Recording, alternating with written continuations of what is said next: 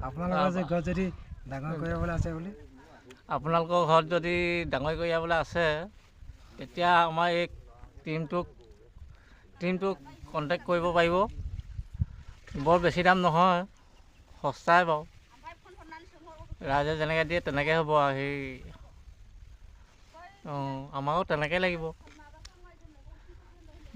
আমাৰ ইয়াত টিমটোত আছে আপোনাৰ 11জন।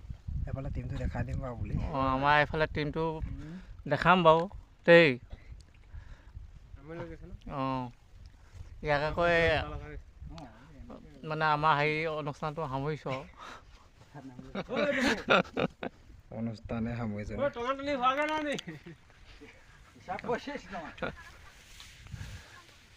এয়া আমাৰ এই টিমটোক দেখাই আছোঁ। এই দেখো আমাৰ টিমটোক চাই লওক ভালকৈ।